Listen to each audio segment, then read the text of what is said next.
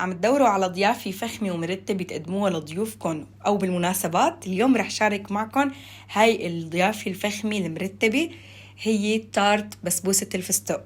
شايفين هالمنظر الجميل الرائع؟ منغير شوي بوصفات التارت التقليدية اللي دائما منحضرها، فقلت اليوم رح شارك معكم هاي الحشوة المرتبة، واستعنت بقوالب التارت اللي دائما بنشوفها بالسوبر ماركتات أو محلات الحلويات، وهيك بنعمل شيء جديد ونستفيد منه. يعني ضيافة هيك سواري مناسبة كتير، وهذا المقطع العرضي لإلها.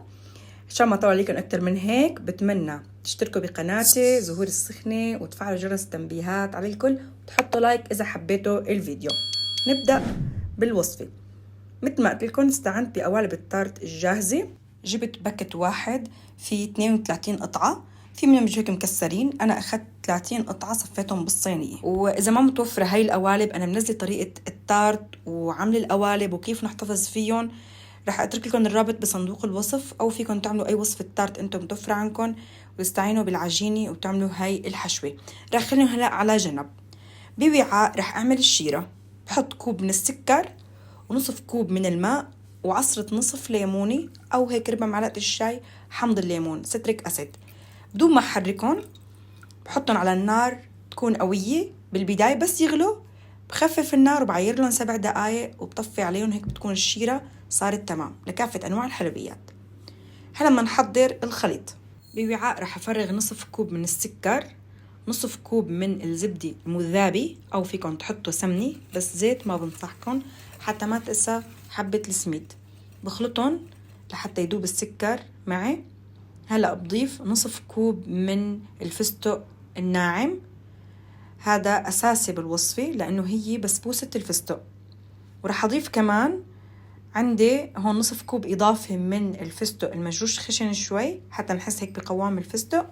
حطيت ربع الكمية، والربع الثاني رح أتركه للتزيين، يعني هيك بكون حطيت 3/4 الكوب من الفستق.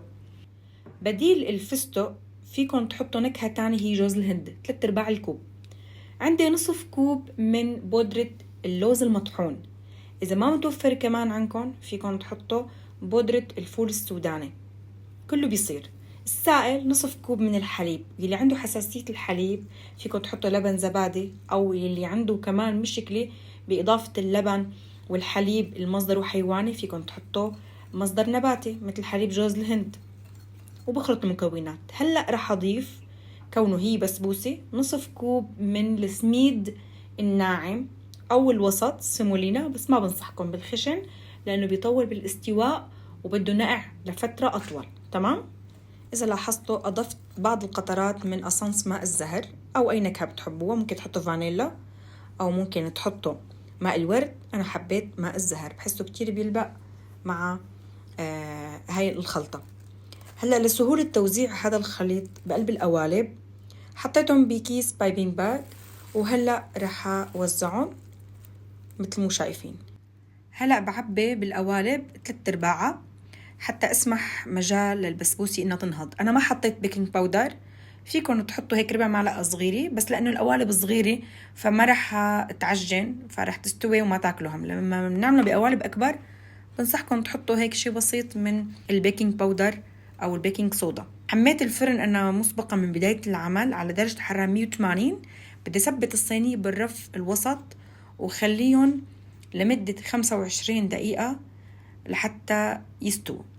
هلا بشوفكم اياهم هني بالفرن. بدي احط عليهم هيك اضافي للتزيين. عندي جبنه كريميه وعندي حليب محلى مكثف.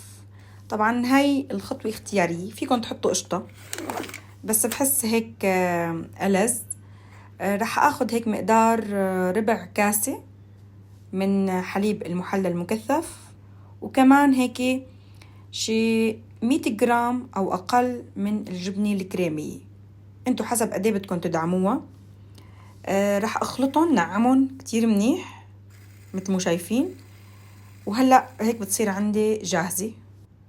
هلأ بعد مرور 25 دقيقة شوفوا كيف نهضوا.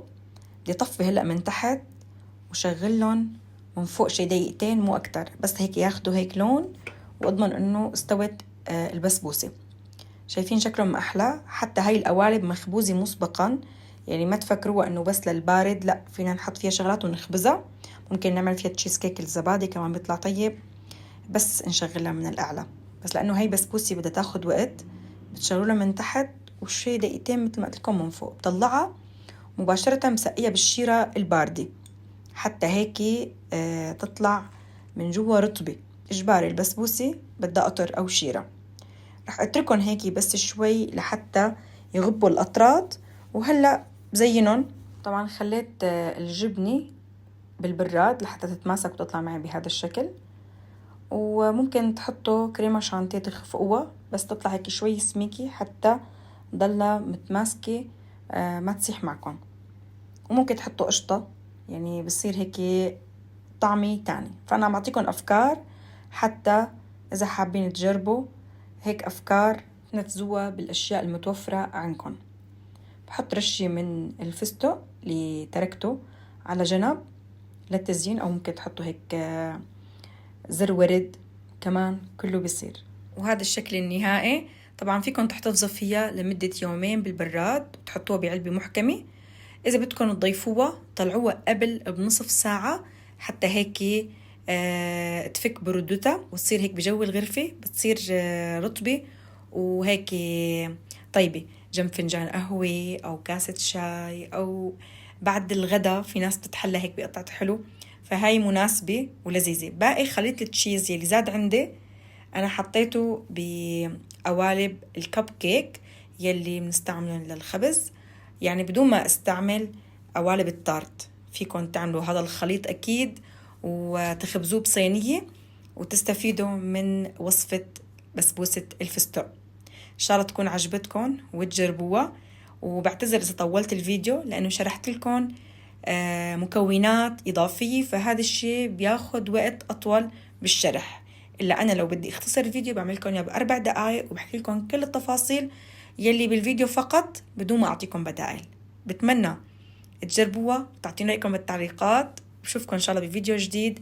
لا تنسوا دعم الفيديو بلايك ومشاركة المقطع، تشتركوا بقناتي لمزيد من الوصفات. سلام.